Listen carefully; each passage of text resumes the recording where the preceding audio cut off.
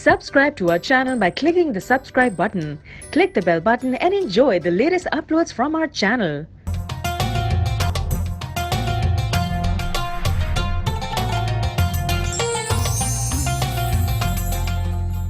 السلام علیکم ناظرین، پروگرام علم و حکمت کے ساتھ زبیر احمد حاضر خدمت ہے۔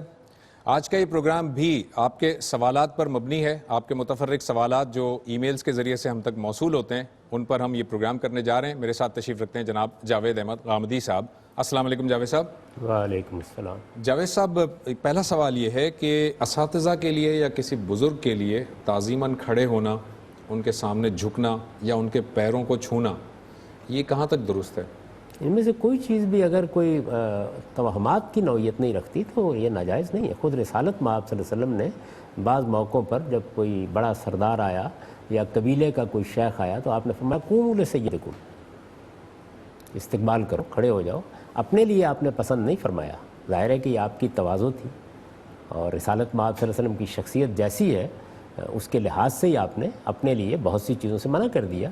لیکن بہرحال یہ تعلیم بھی دی کہ بزرگوں کا ادب کرنا چاہیے، اور ادب آداب کے لیے ہر معاشرے، ہر کلچر میں کچھ چیزیں ہوتی ہیں۔ اب دیکھیے، جاپانیوں کے ہاں اور طریقے ادب آداب کے، ہمارے ہاں اور طریقے ہیں، عربوں کے ہاں بالکل اور طریقے ہیں، انگریزوں کے ہاں یا دوسری مغربی اقوام کے ہاں دوسرے طریقے ہیں۔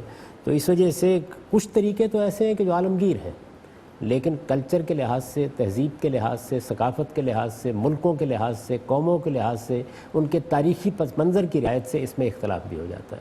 تو ایسی چیزوں کے بارے میں کوئی دینی حکم نہیں لگانا چاہیے۔ البتہ اگر کوئی مذہبی تصور، کوئی وہم اس میں آئے گا جو مشرکانہ ہو سکتا ہے، اس سے روکا جائے۔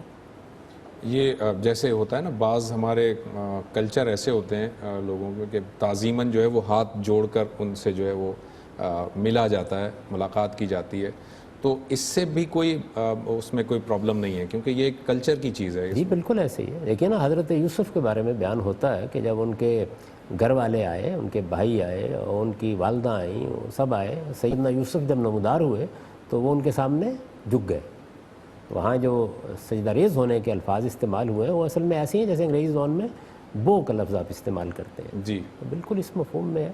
یہ آداب ہیں جو دنیا میں موجود ہیں، البتہ جس کو سجدے کی حیت کہتے ہیں اس سے روک دیا گیا، اس لیے کہ جب آدمی سجدہ ریز ہی ہو جاتا ہے، کسی کے سامنے اپنی پیشانی اس کے پاؤں میں رکھ دیتا ہے، تو یہ ٹھیک اس سے مشابہت اختیار ہو جاتی ہے جو ہمیں نماز میں اللہ کے سامنے سجدہ ریز ہونے کے لیے کہا گیا ہے۔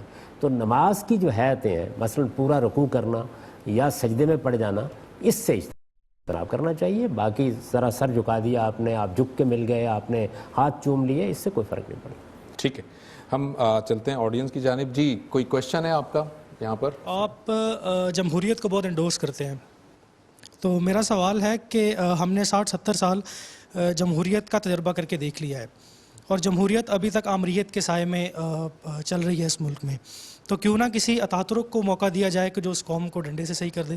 ٹھیک، تشریف رکھیں۔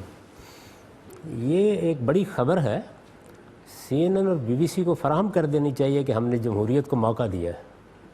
ایک بڑی خبر ہے جو آپ نے فرمایا ہے، یہ تو ایک ایسی خبر ہے کہ خوشی سے مرنا جاتے اگر اعتبار ہوتا۔ ہم نے صرف آمریت کو موقع دیا ہے۔ ہمارے ہاں تو چند برس کے بعد ہی بندوق کا غلبہ قائم ہو گیا تھا، کبھی وہ سامنے آ کے قائم ہوتا ہے، کبھی پیچھے جا کے قائم ہوتا ہے۔ تو اس وجہ سے ہم نے جمہوریت کا حقیقی تجربہ کبھی کیا ہی نہیں۔ سیاسی قیادت جس طرح سے جمہوری عمل میں پیدا ہوتی ہے وہ ہمارے یہاں پیدا ہی نہیں ہوئی۔ اس وقت بھی جو سیاسی قیادت آپ دیکھ رہے ہیں، اگر آپ اس کی تاریخ کا مطالعہ کریں تو یہ بالکل واضح ہو جاتا ہے کہ خود اسے آمریت کے گلستان ہی میں کہیں گملوں کے اندر وجود پذیر کیا گیا ہے۔ تو آپ کیسے کہتے ہیں کہ جمہوریت کا ہم نے تجربہ کیا ہے، 70 سال کیا ہے؟ جمہوریت کو تو یہاں کبھی سانس لینے کا موقع بھی نہیں ملتا۔ تو آج راہ کرم جمہوریت پر بھی رحم فرمائیے اور اپنے ملک پر بھی۔ دیکھیے، کسی قوم کے لیے دو ہی راستے ہیں، وہ اپنے لوگوں کی تعلیم کا بندوبست کرے، ان کو ایجوکیٹ کرے، ان میں شعور پیدا کرے، ان کو بتائے سماج کیا ہے، سماج سے ان کا تعلق پیدا کرے، زمانے کی بصیرت ان کے اندر پیدا کرے۔ اگر ان کے پس منظر میں کوئی علم، کوئی فلسفہ، کوئی نظریہ، کوئی مذہب ہے، اس کا صحیح شعور ان کے اندر پیدا کرے اور ان کو اس قابل بنائے کہ وہ مملکت کے نظم میں اپنی رائے دے سکیں۔ اسی بنیادی تصور کو اعلیٰ تصور کہا گیا ہے۔ رہ گئی یہ بات کہ کوئی اتا ترک آ جائے، تو یہ آپ کو معلوم ہے کہ اتا ترک کیسے آئے تھے. سلطنت عثمانیہ قائم تھی. سلطنت عثمانیہ نے غلط یا صحیح یہ فیصلہ کیا کہ وہ اتحادیوں کے مقابل میں اٹھے گی. شکست ہو گئی. دنیا کے اندر ایک بہت بڑا انقلاب آ گیا. جو سلطنتیں موجود تھیں وہ صفحہ ہستی سے مٹ گئیں. سلطنت عثمانیہ کو بھی اسی صورتحال کا سابقہ پیش آیا. اس موقع کے اوپر کوئی بھی قیادت اٹھ سکتی ہے. یہ ایک ہنگامی نوعیت کی صورتحال ہے. اتا ترک اٹھے، ان میں خوبیاں بھی تھیں، ان میں خامیاں بھی تھیں. آپ کو معلوم ہے کہ ان سے علامہ اقبال نے بڑی توقعات وابستہ کی، اور اس کے بعد یہ کہہ کے خاموشی اختیار کر لی کہ نہ مصطفیٰ نہ رضا شاہ میں نمود اس کی کہ روح شرق بدن کی تلاش میں ہے ابھی. تو اس وجہ سے اتا ترک کے معاملے میں بھی یہ سمجھنا چاہیے کہ ان کی خوبیوں کے بھی کچھ پہلو ہیں جن پر ان کی قوم ان کی تحسین کرتی ہے، ہم بھی کرتے ہیں، اور ان کے بعض اقدامات کے نہایت برے نتائج بھی ترکی کو کئی برس تک بھگتنے پڑے ہیں. تو دنیا نے اپنے تجربات سے جانا ہے، اور مذہب نے یہ رہنمائی کی ہے کہ حکومتیں لوگوں کی رائے سے قائم ہونی چاہیے. ہمیں کسی اتا ترک کی نہیں، ایک اچھے جمہوری عمل کی ضرورت ہے. یہ جمہوری عمل کم و بیش 3-4 انتخابات کے بعد ہی نتیجہ خیز ہونا شروع ہو جاتا ہے. ہم تو ابھی وہ بھی نہیں کرا سکے. صحیح بات. غامدی صاحب، آپ یہ کہہ رہے ہیں کہ 3-4 ٹینیور گزریں گے، 2 ٹینیور دوسرا ختم ہونے والا ہے، تو اس کے کوئی آثار نظر نہیں آ رہے. کرپشن کیسز ہمارے سامنے ہیں، پاناما لیکس نے طوفان مچایا ہوا ہے، پوری قوم پاگل ہوئی ہے. وہ ججز ہیں وہ یہ کہہ رہے ہیں کہ ہماری جورسڈکشن میں نہیں ہے. سمجھ نہیں آ رہا ہے. اور دوسری طرف عدم برداشت، وائلنس، مشال کا واقعہ ہمارے سامنے ہے. تو کچھ تھوڑا بہت تو اثر نظر آئے. کتنا ٹائم چاہیے جس میں تھوڑا بھی کوئی اثر ہمیں نظر آئے جمہوریت کی؟ یہ خبر انہوں نے سنائی تھی کہ 70 سال جمہوریت رہی ہے. ایک دوسری خبر آپ نے سنائی ہے کہ 2 ٹینیور گزرے ہیں. کہاں گزرے ہیں؟ آپ اپنے دل پر ہاتھ رکھ کر کہیے کہ فی الواقع گزرنے دیے گئے ہیں. حقائق کو حقائق کے طور پر دیکھنا چاہیے. جمہوری عمل کے پیچھے بندوق رکھ کے جمہوری عمل کبھی نتیجہ خیز نہیں ہوتا. آپ قوم کو فیصلے کرنے دیجئے، قوم پر اعتماد کیجئے، قوم کو اپنے لیڈروں کا محاسبہ کرنے دیجئے. یہ جو محاسبے اور احتساب کے بھی نعرے ہمارے ہاں لگائے جاتے ہیں، کبھی تاریخ کی روشنی میں رکھ کے ان کو دیکھیے. اس سے صرف انتقام پیدا ہوتا ہے. آپ نے آج کی صورتحال میں یہ فیصلہ کرنا ہے کہ احتساب کا کیا نظم ہونا چاہیے. جرم آج نہیں ہونے دینا چاہیے، کرپشن آج نہیں ہونے دینی چاہیے. اس میں کامیابی حاصل کرنی چاہیے. ورنہ یہ ایک دوسرے سے انتقام لینے، ایک دوسرے کے خلاف پروپیگنڈا کرنے کے ذرائع ہوتے ہیں اور کچھ بھی نہیں ہوتا. جب آپ گڑے مردے اکھاڑنے کے لیے کھڑے ہو جاتے ہیں تو پھر آپ وہی کام کرتے ہیں جس پر سیدنا مسیح علیہ السلام نے تنبیہ کی تھی کہ اس عورت کو پتھر وہ مارے جس نے خود کبھی بدکاری کا ارتکاب نہ کیا ہو. یہاں مجھے بتائیے ذرا، اپنے سینے پر ہاتھ رکھ کر اور اپنے دل سے پوچھ کر یہ مجھے بتائیے کہ کیا واقعتاً ہمارے بڑے بڑے سرمایہ دار، ہمارے بڑے بڑے ذمہ دار، ہمارے بڑے بڑے لیڈر، اگر ان کے بھی 50-60 سال کے معاملات کو قریت کر دیکھا جائے تو ان میں سے سب ابو بکر صدیق اور عمر فاروق نمودار ہوں گے؟ ہم سب اپنے آپ کو بھی جانتے ہیں. تو زیادہ اچھا یہ ہے کہ آپ جمہوری نظام پر اعتماد پیدا کریں، اس کو چلنے دیں، لوگوں کو اپنے فیصلے سنانے دیں. البتہ نہایت واضح متعین کوئی جرم ہے تو عدالتوں میں جائیں اور اس کی سزا دیں. ورنہ اس طرح کے معاملات کرنے سے آپ صرف ہیجان پیدا کرتے ہیں اور کچھ پیدا نہیں کرتے. یہ میں بڑی خیرخواہی سے کہہ رہا ہوں. ظاہر ہے کہ میرے جیسے آدمی کو کسی سے کیا ہمدردی اور دلچسپی ہو سکتی ہے.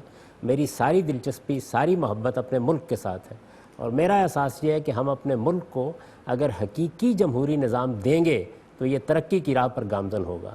اگر اس کو بار بار اس طرح کے حوادث سے گزاریں گے تو اس میں ہو سکتا ہے کہ وقتی طور پر میری، آپ کی، کسی کی تسکین ہو جائے، اس کا حاصل کچھ بھی نہیں ہوگا. جی کوئی اور سوال ہے؟ غامدی صاحب، یہ جو جمہوریت کی بات چل رہی ہے تو آپ نے جمہوریت کے اثر انداز یا نتیجہ خیز ہونے کے بارے میں کہا کہ اس کے یہ طریقہ کار ہو سکتے ہیں، لیکن بنیادی طور پر جو سوال ہے وہ یہ ہے کہ خلافت اور جمہوریت کے اندر ہمارا جو نظام ہے، اسلامی نظام، وہ خلافت ہے، جبکہ آپ کہہ رہے ہیں کہ جمہوریت اچھی چیز ہے. خلافت کے اندر اطیعوا اللہ و اطیعوا الرسول و اولی الامر منکم کا حکم ہے، جبکہ جمہوریت کے اندر حکمران کی حیثیت بھی اولی الامر کی نہیں ہوتی، وہ عوام کے برابر ہوتے، چونکہ ہمارے ہاں عوام کی حکمرانی ہوتی. تو ہم شرعی نقطہ نگاہ سے یہ کیسے قبول کر لیں کہ اولی الامر، جس کو ذل اللہ فی الارض وغیرہ بھی کہا جاتا تھا، تو وہ اس آیت کو کہاں پہ رکھیں گے جمہوریت کے اندر؟ یعنی جمہوری حکمران جو ہوتا ہے وہ اصل میں حکمران تو نہیں ہوتا، جبکہ شرعی حکم یہ ہے کہ جو آپ کو اولی الامر ہوگا اس کی مان کر چلنی پڑی. تو کیا ہم نواز شریف یا آصف علی زرداری صاحب ان کو اپنا اولی الامر مانیں، یا پھر ہم یہ کہیں کہ ہم نے شریعت کو یہاں پہ چھوڑ کر اپنی خواہش کے مطابق حکومت قائم کی؟ پہلے تو میں آپ کی خدمت میں یہ گزارش کروں گا کہ سوال میرا یا کسی اور کا نہیں ہے. سوال یہ ہے کہ اللہ تعالیٰ کیا کہہ رہے ہیں.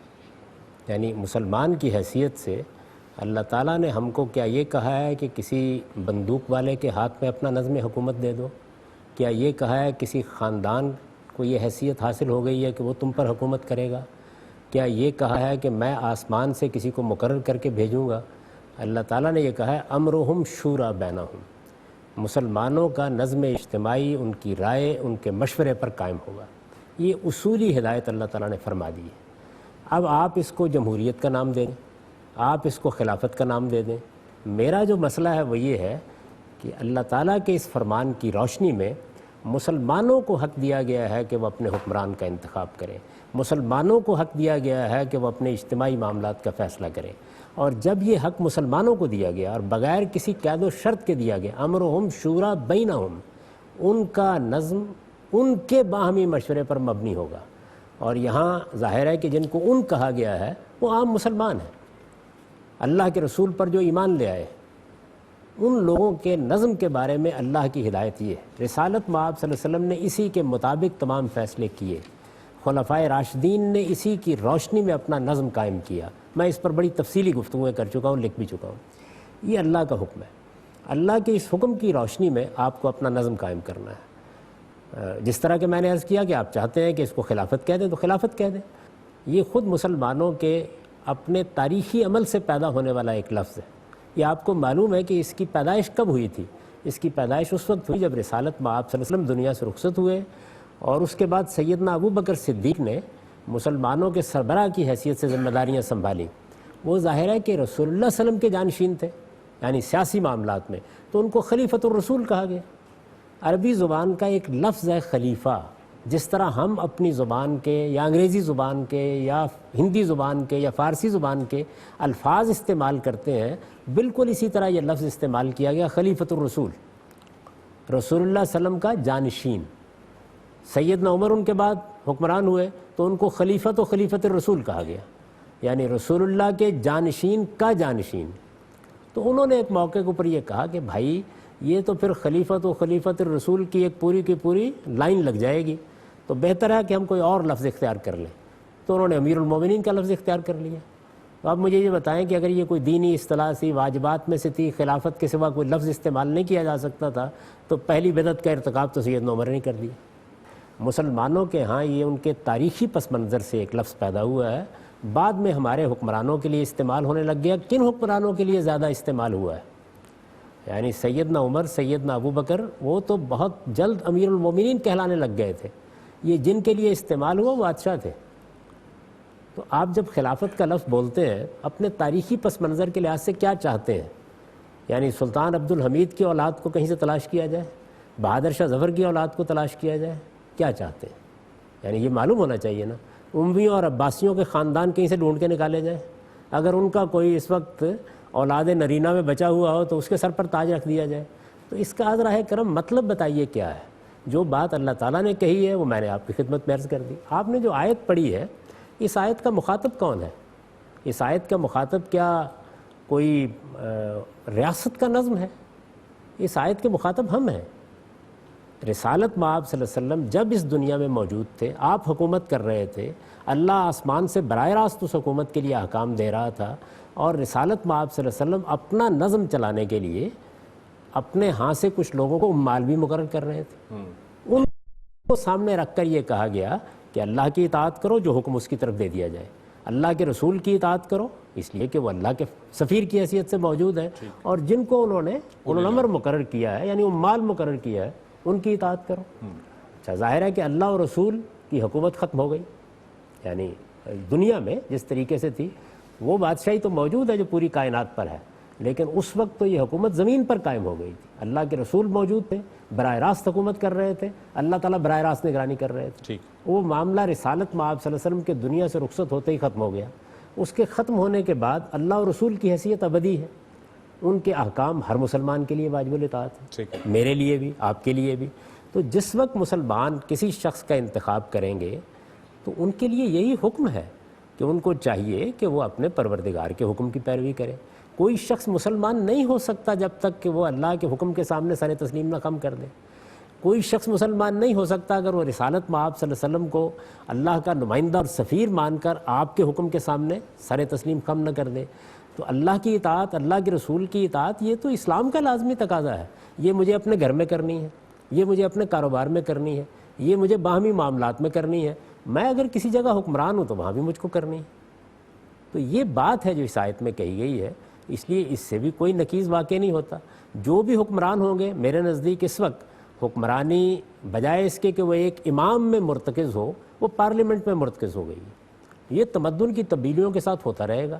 یہ ہو گیا، ظاہرہ پارلیمنٹ قانون سازی کرتی ہے۔ جب وہ قانون سازی کرتی ہے تو اس میں کون لوگ ہیں جو قانون سازی کرنے کے لیے بیٹھے ہوئے ہیں؟ مسلمان ہیں۔ اگر وہ مسلمان ہیں تو ان کو یہ آیت پڑھ کر سنائیے کہ خدا کے بندو، تم کو اللہ کی اطاعت کرنی ہے، اللہ کے پیغمبر کی اطاعت کرنی ہے، اور جن لوگوں کو مقرر کیا جائے گا ان کی اطاعت کرنی ہے۔ تو یہ در حقیقت اللہ کی تعلیم ہے جو قرآن میں دی گئی ہے۔ میرے نزدیک اس میں جمہوریت کے لحاظ سے کوئی تضاد پیدا نہیں ہوتا۔ جمہوری نظام میں بھی اختیار کہیں نہ کہیں موجود ہوگا۔ جمہوری نظام میں ہوا کیا ہے؟ ہوا یہ ہے کہ انسان نے تجربات سے یہ سیکھا ہے کہ تمام اختیارات کو تقسیم کر دینا چاہیے۔ وہ مقننہ میں، انتظامیہ میں، عدلیہ میں تقسیم ہو گئے ہیں۔ میں اس کو دور حاضر کی سب سے بڑی اچیومنٹ سمجھتا ہوں۔ یہ بڑی غیر معمولی چیز ہے جو ہوئی ہے۔ اقتدار کے منہ زور گھوڑے کو لگام دینے کے لیے دنیا نے بڑی محنت کی ہے۔ اس کا ارتکاز جب شخص واحد میں ہوتا ہے تو کچھ نہیں کہا جا سکتا کہ وہ کیا کر ڈالے گا۔ اور اگر آپ چاہیں تو پھر اپنے ہاں کی تاریخ پڑھ لیں کہ شخص واحد کے ہاتھ میں اقتدار آنے کے نتیجے کیا نکلتے تھے۔ عثمانیوں کے ہاں کیا نکلے، بنو امیہ کے ہاں کیا نکلے، بنو عباس کے ہاں کیا نکلے، صفویوں کے ہاں کیا نکلے، مغلوں کے ہاں کیا نکلے، خوارزم شاہی حکمرانوں کے ہاں کیا نکلے، سلاطین کے ہاں کیا نکلے۔ یعنی یہ تاریخ کہیں گم تو نہیں ہوئی، ہمارے سامنے موجود ہے۔ تو اس کو دنیا نے اپنے تجربات سے سیکھ کر تقسیم کار میں ڈال دیا ہے۔ عدلیہ کو الگ کر دیا ہے، مقرنہ کو الگ کر دیا ہے، انتظامیہ کو الگ کر دیا ہے، ان کے باہمی تعلقات طے کر دیے ہیں، حدود طے کر دیے ہیں۔ آپ کے پاس بھی میدان بھی ہے اور کھیلنے کا موقع بھی ہے، چاہیں تو اس میں کوئی اچھی تبدیلی کر لیں، اس کو بہتر کر لیں، لیکن ارتکاز اقتدار بہرحال کسی نہ کسی جگہ ہوتا ہے۔ تو جمہوریت میں وہ پارلیمنٹ میں ہو جاتا ہے، گویا مسلمانوں کے یا کسی بھی علاقے میں لوگوں کے نمائندے وہ آخری اتھارٹی رکھتے ہیں۔ اس وقت بھی یہی ہے، تقسیم کار حکمران کے مابین، انتظامیہ کے مابین، مقننہ کے درمیان بے شک کر دی گئی ہے، لیکن آخری اختیار پارلیمنٹی کا ہوتا ہے۔ تو اس وجہ سے یہ جتنے بھی احکام دین کے ہوں گے، پارلیمنٹ ان کا مخاطب ہو جائے گی۔ اگر اللہ تعالیٰ نے یا اللہ کے رسول نے یہ کہا ہے کہ فلاں فلاں جرم میں یہ سزا دینی ہے تو پارلیمنٹ اس کی مخاطب ہے۔ اگر یہ کہا ہے کہ تم کو جمعے کا اہتمام کرنا ہے تو پارلیمنٹ اس کی مخاطب ہے۔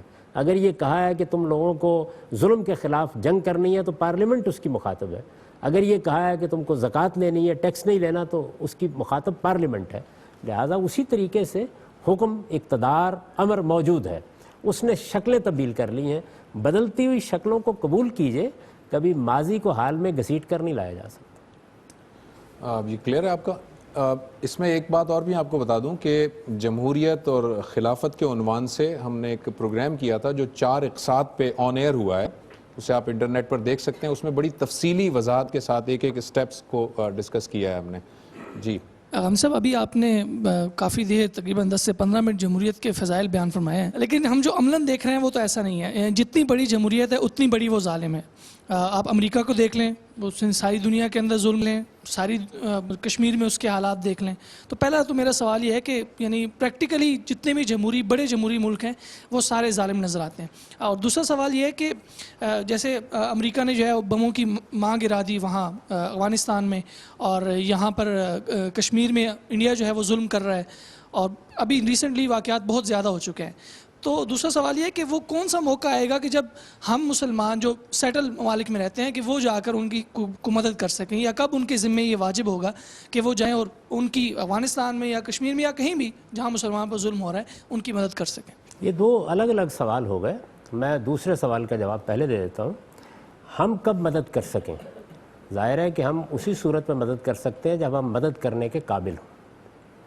یعنی ہم جس دنیا میں رہ رہے ہیں اس میں اگر آپ کے گھر کے قریب آپ کا کوئی ہمسایہ بھی آپ کی مدد کا محتاج ہے تو آپ اس کی مدد اسی وقت کر سکتے ہیں جب آپ اپنے اندر یہ اہلیت پیدا کر لیں. یہ اہلیت قوموں کو بھی پیدا کرنی پڑتی ہے, افراد کو بھی پیدا کرنا پڑتی ہے. دنیا کا نظام ایسے ہی چل رہا ہے. اگر یہ ممکن ہوتا کہ اہلیت کے بغیر آپ اقدام کر سکتے تو پھر رسالت مآب صلی اللہ علیہ وسلم کے زمانے میں یہ شرط عائد نہ کی جاتی. آپ یہ دیکھیے کہ دونوں پہلوؤں سے قرآن مجید نے اس کو بیان کر دیا.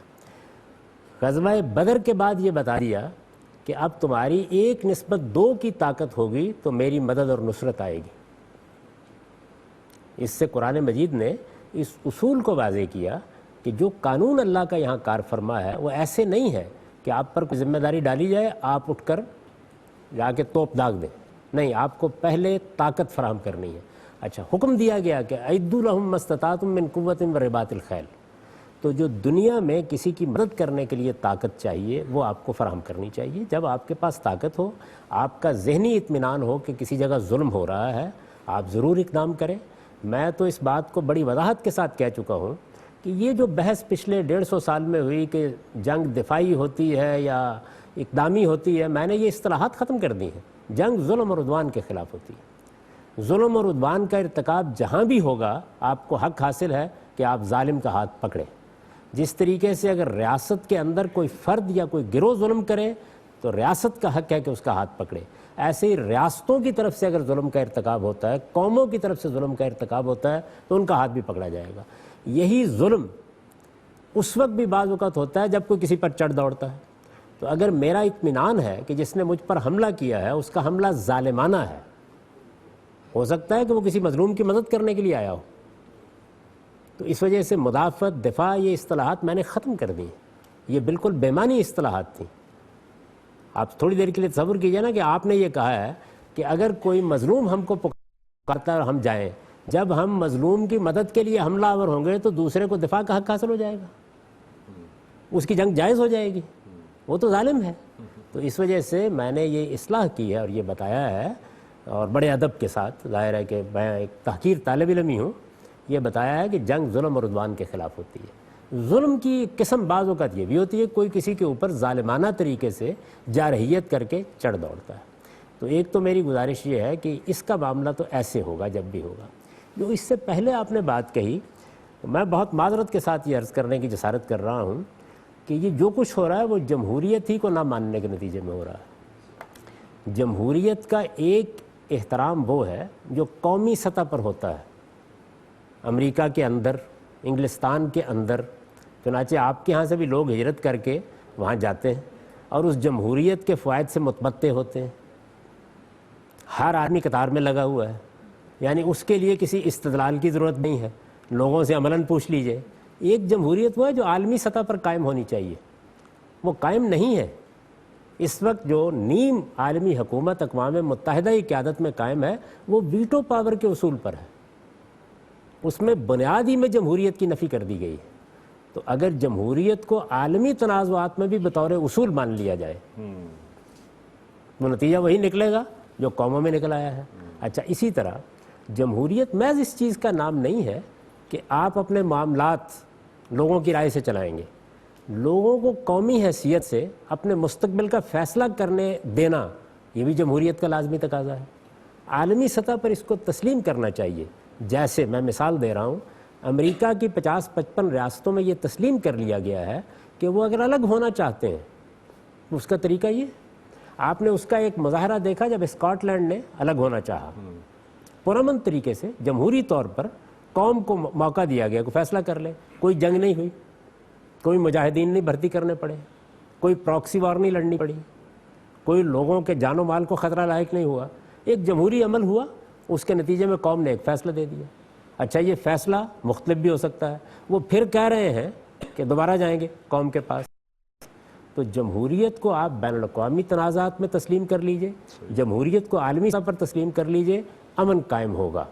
تو آپ کی جو بات ہے وہ 100% درست ہے کہ بین الاقوامی معاملات میں ظلم بھی ہے, عدوان بھی ہے, زیادتیاں بھی ہیں. اسی طرح جو قومیں جیسے مثلا کشمیر ہے, فلسطین ہے, ان کے ہاں بھی جب یہ معاملات پیدا ہوتے ہیں تو وہاں جمہوری اصول کہیں فراموش ہو جاتے ہیں. خود ہمارا حال یہی ہے, یعنی جس کے پاس طاقت ہوتی ہے وہ بین الاقوامی معاملات میں جمہوریت کو نہیں مانتا. مثلا میں پچھلے برسوں سے یہ بات سن رہا ہوں کہ افغانستان میں مذاکرات ہونے چاہیے بیٹھ کر، اس میں مختلف فریقوں کو اکاموڈیٹ کیا جائے۔ یہ کون سا اصول ہے؟ ایک سادہ اصول ہے کہ افغانستان میں ایک زندہ قوم بستی ہے، اس کو حق دیں کہ وہ انتخابات میں فیصلہ کر لیں۔ جہاں آپ جھگڑا پیدا کرتے ہیں ہمیشہ جمہوریت کے اصول کو پامال کر کے کرتے ہیں۔ تو جمہوریت کو اندر بھی مان لیجئے، باہر بھی مان لیجئے، یہ نزاعات کا فیصلہ کرنے کا پرامن طریقہ ہے۔ خدا نے اس کی تعلیم دی ہے، انسانوں نے اس کو نظام میں بدلا ہے۔ اس پر خدا کا بھی شکر کریں اور انسانوں کا بھی، ورنہ نتیجہ کیا نکلے گا؟ اورنگزیب عالمگیر جیسے قرآن مجید لکھ کر روٹی کمانے والے کو بھی بھائیوں کی آنکھوں میں سلائیاں پھروانی پڑیں گی، اور جس کو آپ خلافت کہتے ہیں ان کو بھی سارے خلافت کے دعوے داروں کو مار کر پھر اگلے خلیفہ کے سر پر تاج رکھنا پڑے گا۔ پھر یہی ہوگا، اس کے سوا کچھ نہیں ہو سکتا۔ جی خواتین میں سے کسی کو کوئی سوال؟ مختلف جو معاملات ہیں روزمرہ زندگی کے، وہ یقیناً رسول پاک صلی اللہ علیہ وآلہ وسلم کی زندگی میں بھی درپیش آتے ہوں گے، اور کوئی نہ کوئی رسول پاک صلی اللہ علیہ وآلہ وسلم کا یقیناً طریقہ کار بھی ہوگا۔ پہلی بات تو یہ کہ جب ہمارے پاس وہ سنت موجود ہے تو پھر اب ہم وہی جب سوال ڈفرینٹ علماء کرام سے کرتے ہیں تو ان کے جوابات میں فرق کیوں ہے؟ پہلی بات۔ دوسری بات یہ کہ ہمارے جو جیسے ہم سوال کرتے ہیں کہ ہمارے کوئی عزیز یا جن کا انتقال ہو چکا ہے ان کے ایصال ثواب، یا ان کا جیسے ہم کہتے ہیں کل کا تصور یا 40واں وغیرہ، کچھ لوگ کہتے ہیں کہ سوائے اپنی اولاد کے آپ کسی ہمسائے کے لیے کچھ پڑھ کے بخشنا چاہیں تو یا کچھ نیاز وغیرہ تو آپ سوائے سگی اولاد کے یہ کوئی نہیں کر سکتا۔ تو یہ پلیز ذرا تشریف رکھیے۔ میری بہن، آپ نے جو بات کی ہے وہ تو بڑی اصول کی بات ہے کہ دین سے متعلق جب بھی کوئی سوال پیدا ہوگا ہمیں سب سے پہلے یہ دیکھنا چاہیے کہ ہمارے پروردگار نے محمد الرسول اللہ صلی اللہ علیہ وسلم نے اس کے سفیر اور نمائندے کی حیثیت سے کیا رہنمائی دی ہے۔ ہر ایک کو یہی کرنا چاہیے، اس لیے کہ دین کے معاملے میں نہ میں اپنی طرف سے کوئی بات کہنے کا حق رکھتا ہوں نہ کوئی دوسرا کوئی حق رکھتا ہے، تو وہی بات سمجھنی چاہیے۔ لیکن اس کو آپ جو بھی نام دیں، بہرحال لوگ کسی بات کی انٹرپریٹیشن میں، تعبیر میں اختلاف کرنا شروع کر دیتے ہیں۔ اس اختلاف کے بہت سے وجوہ ہوتے ہیں۔ بعض موقعوں پر اس کی وجہ محض تعصب ہوتا ہے، بعض موقعوں پر اس کی وجہ محض جذبات ہوتے ہیں، بعض موقعوں پر اس کی وجہ غلط فہمی ہوتی ہے، بعض موقعوں پر اس کے وجوہ کلچرل ہوتے ہیں، یعنی انسان کیوں اختلاف کرتا ہے۔ ایسا بھی ہوتا ہے کہ بڑی نیک نیتی کے ساتھ اپنے آپ کو ہر طرح کے تعصبات سے بالا تر کے کوئی چیز سمجھنی چاہیے، لیکن کمپیٹنس پہ کمی کی وجہ سے غلطی لگ گئی۔ یعنی انسان یا تو علم کی اور صلاحیت کی قلت کا شکار ہو جاتا ہے یا تدبر کی قلت کا شکار ہو جاتا ہے، غور نہیں کرتا اس طریقے سے، اور دوسرے وجوہ بھی ہوتے ہیں۔ تو اختلاف ہونے کی وجہ یہ ہے۔ ہر موقع پر یہی پوچھنا چاہیے۔ آپ نے جتنی مثالیں دیں ان میں بھی میرے نزدیک بہت سادہ بات یہ ہے کہ جب کوئی آپ سے یہ کہتا ہے کہ یہ کل کیا ہے، یہ 40واں کیا ہے، ایک بہت ہی آسان سا سوال پوچھ لیجئے کہ رسالت میں آپ صلی اللہ علیہ وسلم نے کیا کیا تھا، بات ختم ہو جائے۔ یعنی اس کے بعد آگے کی منطق نہ سنیے، کان بند کر لیجئے، صرف سوال پوچھ کے جواب معلوم کر لیجئے۔ تو یہ جواب آپ جس سے بھی پوچھیں گے ایک ہی ملے گا، مختلف نہیں ملے گا۔ کہ رسول اللہ صلی اللہ علیہ وسلم کے زمانے میں بہت سے لوگ دنیا سے رخصت ہوئے، ان کی وفات ہوئی، وہ دفن کیے گئے، ان کے لیے رسول اللہ صلی اللہ علیہ وسلم نے ایک قانون قاعدہ بھی دیا، ہم ان کی تجہیز کرتے ہیں، تکفین کرتے ہیں، ان کو دفن کرتے ہیں، دعا کرتے ہیں۔ تو جب آپ کو یہ جواب مل جائے گا اور یہ ہر جگہ سے ملے گا، اس کے بعد آگے کی گفتگو سننا بند کر دیں، بس ختم ہو جائے گی بات۔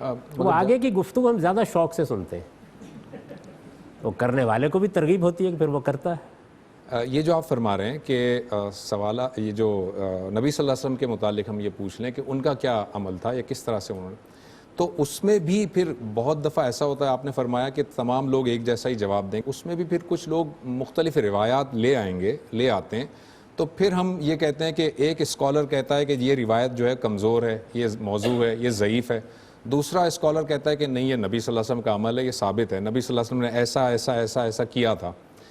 تو اگر آپ کے اس سادہ سے سوال پر میں جاؤں کہ میں کہہ دوں کہ نبی صلی اللہ علیہ وسلم کا عمل کیا ہے، تو میرے سامنے تو وہ بہت ساری روایات رکھ دے گا، اس کے بعد پھر مجھے خاموش ہونا پڑے گا۔ اس کا پھر کیسے ہم دیکھیں گے؟ میں نے یہ جواب جو انہوں نے مثالیں دی تھیں ان کے بارے میں دیا ہے، وہاں کچھ بھی نہیں ہوگا، اطمینان رکھیے۔ یعنی اس میں آگے صرف منطق ہوگی، باقی معاملہ وہیں ختم ہو جائے گا۔ لیکن ایسے معاملات ہو سکتے ہیں کہ جن میں آپ کے سامنے کوئی قرآن کی آیت رکھ دیتا ہے, کوئی آدمی کوئی حدیث رکھ دیتا ہے, تو ایک عام آدمی کی حیثیت سے آپ محقق تو نہیں ہیں ٹھیک کہ اپنے طور پر آپ عربی زبان جانتے ہیں, اس کے علوم سے واقف ہیں, خود تحقیق کر سکتے ہیں. آپ کو پھر اپنے زمانے کے چند اہل علم سے رجوع کر لینا چاہیے. جیسے ہی آپ رجوع کریں گے اور ایک دوسرے کی تنقید سن لیں گے, تنقید کوئی بری چیز نہیں ہوتی, تو آپ یہ دیکھیں گے کہ تھوڑی سی توجہ کے بعد آپ صحیح نتیجے پر پہنچ جائیں گے. باقی معاملات میں بھی ایسے ہی کرتے ہیں.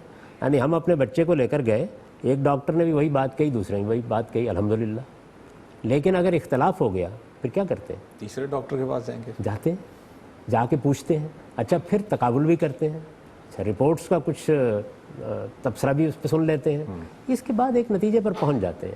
اب اس سے بھی آگے بڑھ جائیے.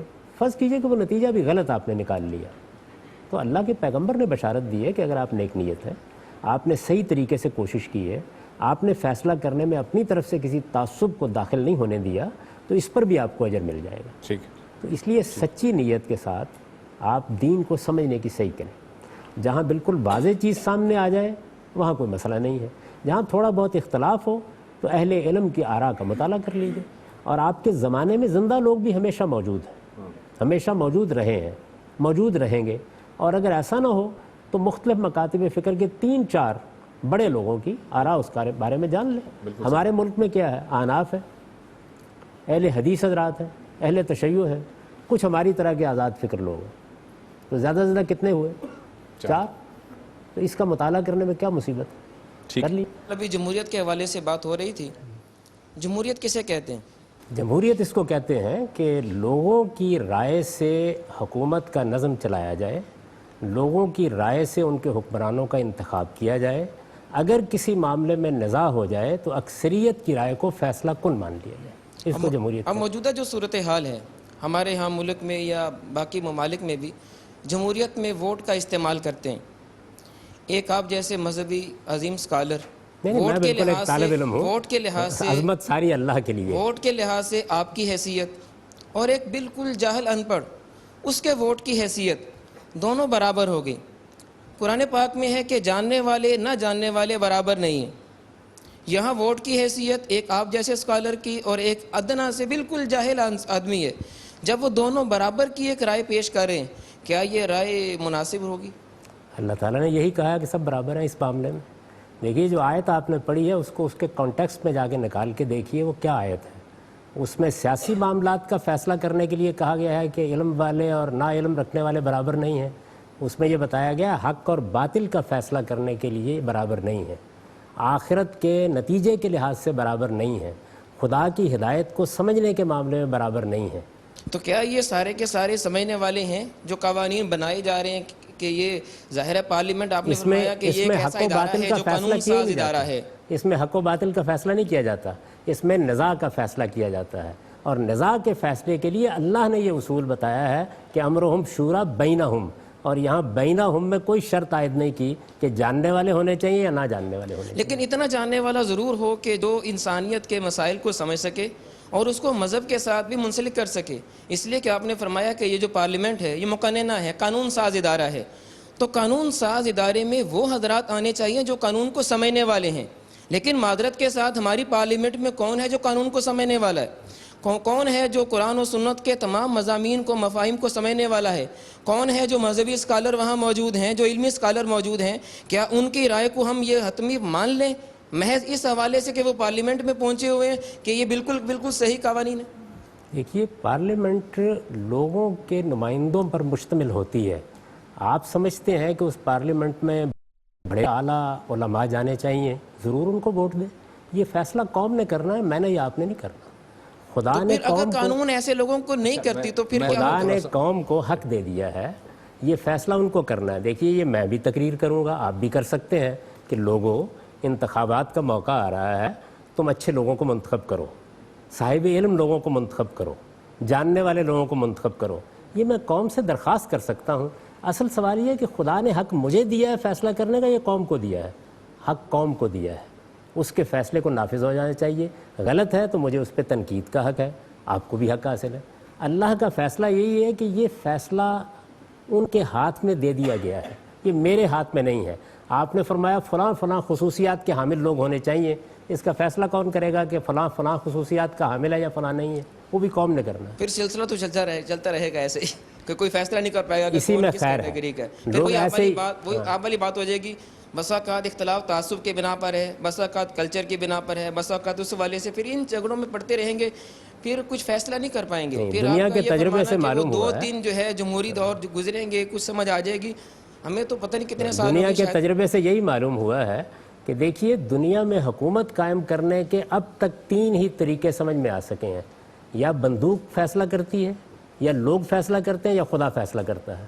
خدا نے فیصلہ کرنے کا کام بند کر دیا رسالت مآب صلی اللہ علیہ وسلم کے بعد. اب 2 چیزیں رہ گئی ہیں, ان میں سے جس کو آپ پسند کرتے ہیں اس کا انتخاب کر لیں. اور کوئی کوشچن ہے یہاں پر؟ سر میرا سوال پھر جمہوریت سے متعلق ہے. آپ کی قوم پچھلے 4 سال سے کرپشن کھیل رہی ہے, اور اس قوم میں سے 10 لوگوں کو اگر پوچھ لیا جائے کہ ٹیکس ایویژن کیا ہے اور کرپشن اصل میں ہوئی کیا ہے, تو میرا نہیں خیال کہ 10 میں سے ایک بندہ بھی بتا سکے گا. تو اس قوم کو آپ ایجوکیٹ کیسے کریں گے؟ اور یہ وہی قوم ہے جس نے چاولوں کی دیگ پہ ووٹ دیے ہیں. تو یہ قوم ایک اچھے حکمران کیسے چوز کر سکے گی جو قوم اس طرح کی حرکتیں کر رہی ہے جو آپ کے سامنے ہے؟ یہ قوم جیسی ہے اسی نے اپنے حکمران منتخب کرنے. آپ کو مجھے یہ خیال ہوتا ہے کہ اس قوم کو بہتر ہونا چاہیے, تو ہمیں اپنے گریبان میں جھانک کے دیکھنا چاہیے ہم نے اس کو بہتر کرنے کے لیے کیا کیا. بلکہ قوم تو ایک طرف اپنے آپ ہی کو بہتر کرنے کے لیے کیا کیا. یعنی حکمرانی کا فیصلہ میرے اوپر یا آپ کے اوپر تو نہیں ہونا نا, پوری قوم پر ہونا ہے. یا تو فیصلہ کر لیجئے کہ ہم میں سے ہر آدمی اپنا حکمران خود چنے گا, تو پھر میں اور آپ دونوں مل بیٹھ کے کوئی بہت اچھا حکمران چن لیں گے. اس وقت یہی قوم ہے جس نے ایک ملک کی صورت میں اپنے آپ کو منظم کیا ہے, اس کا ایک وطن ہے, وہ پوری قوم ہی یہ حق رکھتی ہے کہ وہ فیصلہ کرے. اگر اس کے سوا کسی اور کے پاس یہ اختیار ہے تو پن پوائنٹ کر کے بتانا چاہیے کس کے پاس ہے. دیکھیے نا, یہ جو مبہم باتیں ہیں یہ کرنی تو بہت اچھی لگتی ہیں, واقعے کے لحاظ سے اس کا جواب کیا ہے؟ آپ کو معلوم ہے کہ ہمارے ہاں ایک بزرگ ہوتے تھے جسٹس کیکاؤس, انہوں نے ایک مقدمہ دائر کیا لاہور ہائی کورٹ میں, اور یہ کہا کہ متقی پرہیزگار لوگوں کو حکمران ہونا چاہیے. بڑی بحث ہوئی اس پر, کبھی اس بحث کو آپ پڑھیے. اس کے بعد آخر میں جسٹس جاوید اقبال صاحب نے ان سے پوچھا کہ یہ بتائیے کہ یہ متقی پرہیزگار لوگ کہاں سے آئیں گے, یعنی کون فیصلہ کرے گا؟ تو انہوں نے کہا آپ کر دیں. اصل میں یہ اتنا آسان معاملہ نہیں ہے. آپ کو یہ تو حق حاصل ہے کہ آپ اپنی رائے دیں, لیکن آخری فیصلہ کس نے کرنا ہے؟ میں نے آپ سے عرض کیا کہ جتنی دنیا کی تاریخ ہے اس میں یہ فیصلہ یا بندوق اور تلوار نے کیا ہے, یا خدا نے کیا ہے, یا لوگوں نے کیا ہے. آپ کے پاس کوئی چوتھا انتخاب ہے تو مجھے بتائیں. یعنی الفاظ بولنے تو بہت آسان ہے, اب رہ گئی یہ قوم. تو بھائی ہم میں سے ہر ایک کی ذمہ داری ہے کہ اس کو ایجوکیٹ کریں.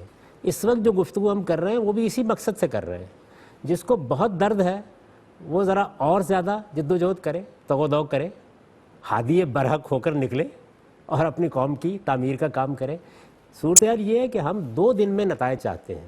قومی سطح کے نتائج تاریخ انسانی میں کب 2 دن میں نکلے ہیں؟ یعنی یہ جو جمہوریت اس وقت آپ مغرب میں دیکھتے ہیں, کیا یہ چشم زدن میں آ گئی تھی, 2 دن میں آ گئی تھی؟ آپ انگلستان میں جائیں جو جمہوریت کی ماں ہے, آپ یہ دیکھیں گے کہ وہاں جو مختلف ایوانوں کے اسپیکر ہیں وہ قتل ہوئے ہیں, بادشاہوں کی ناشیں پارلیمنٹ میں گری ہیں, وہاں کرومویل جیسے لوگوں نے قبضے کیے ہیں. بے شمار مراحل سے گزرنے کے بعد کچھ آداب قائم ہو گئے, کچھ قاعدے بن گئے ہیں, کچھ ضابطے اختیار کر لیے گئے ہیں, اور قوم بھی بحیثیت مجموعی بعض تعصبات سے بالاتر ہو گئی ہے.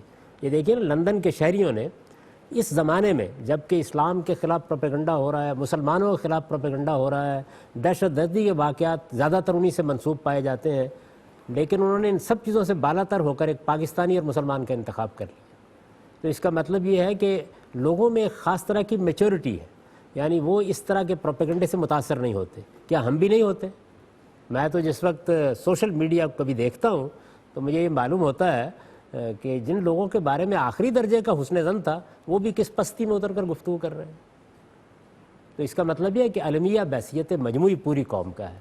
پوری قوم کے معاملات کو 2 دن میں درست کرنے کا خواب ہو سکتا ہے آپ نوجوان ہیں دیکھ لیں, لیکن میں اس وقت بڑھاپے کی دہلیز پہ قدم رکھ چکا ہوں. میں جانتا ہوں کہ قوموں کی تعمیر اتنی آسان نہیں ہوتی. ہمیں تعلیم کے سارے ذرائع اختیار کرنے چاہیے، فارمل بھی انفارمل بھی، رسمی بھی غیر رسمی بھی، اور پوری کوشش کرنی چاہیے کہ اپنی قوم کو ایجوکیٹ کریں۔ یہ ایجوکیشن مذہب میں بھی ہونی چاہیے، سماجیات میں بھی ہونی چاہیے، یہ سائنسی فکر میں بھی ہونی چاہیے، تب کہیں جا کر آپ اپنی قوم سے اچھے رویے کی توقع کر سکتے ہیں۔ تو اس عمل میں شریک ہو جائیے۔ اگر آپ کے پاس اس سے ہٹ کر کوئی راستہ ہے کہ یک بیک پوری کی پوری قوم وہ جھوٹ بھی بولتی ہو، بددیانتی بھی کرتی ہو، ملاوٹ بھی کرتی ہو، غلط دوائیں بھی بناتی ہو، لیکن حکمران کہیں آسمان سے ابو بکر عمر آ جائیں، یہ کبھی نہیں ہوا، نہ ہو سکتا، ممکن نہیں۔ کلیئر ہے جی؟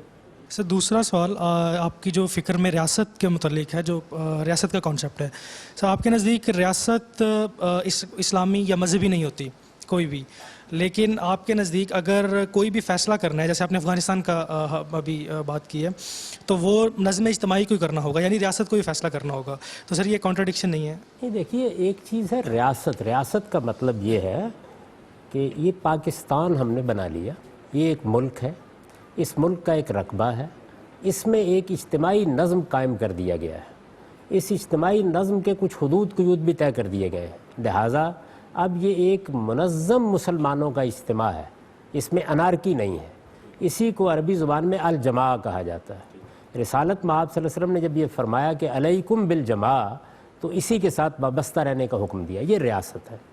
اس ریاست کا نظم چلانے کے لیے ہم اپنے حکمران منتخب کرتے ہیں، وہ انسان ہوتے ہیں، یعنی ریاست اپنی ذات میں تو ایک غیر شخصی وجود ہے، ملک ہے، اس کا ایک رقبہ ہے، اس کے کچھ تصورات ہیں، لیکن اس کو چلانے کے لیے جو لوگ آگے بڑھتے ہیں وہ کون ہیں؟ وہ انسان ہیں، جیتے جاگتے انسان۔ انسان کا مذہب بھی ہوتا ہے، نظریہ بھی ہوتا ہے، فکر بھی ہوتا ہے۔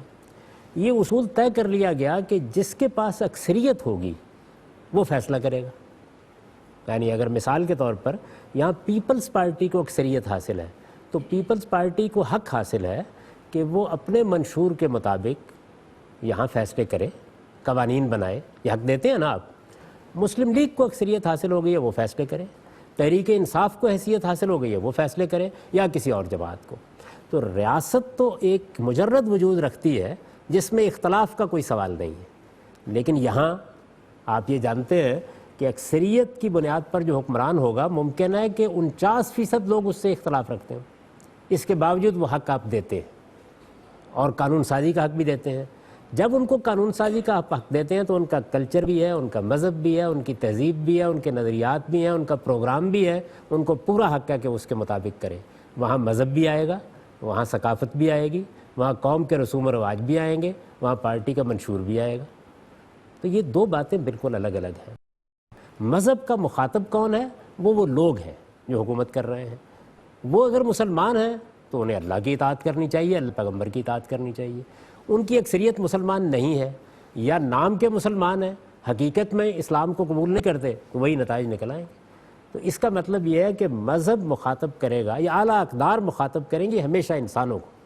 اس کو میں نے تعبیر کیا تھا کہ مذہب ریاست کو مخاطب نہیں کرتا، مذہب فرد کو مخاطب کرتا ہے اس کی تمام حیثیتوں میں۔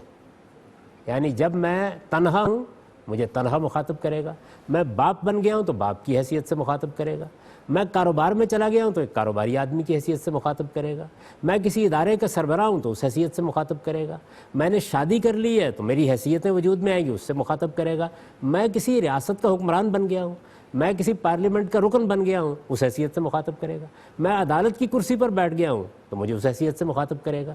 تو جب میں یہ کہتا ہوں کہ فرد مخاطب ہے تو اس کا مطلب انسان مخاطب ہے، یعنی کوئی انسانوں سے مجرد شخصیت مخاطب نہیں ہے، یہ مطلب ہے اس کا۔ آپ تمام حضرات کے تشریف آوری کا بہت بہت شکریہ۔ جاوید صاحب آپ کا بہت شکریہ، آپ نے وقت نکالا۔ ناظرین ہمارے پروگرام کا وقت ختم ہوا چاہتا ہے، اگلے پروگرام میں آپ کے مزید کچھ سوالات لیں گے، اور آپ کے کچھ اور سوالات ہوں تو اس ای میل ایڈریس پر آپ ہمیں لکھ سکتے ہیں ih@duniatv.tv۔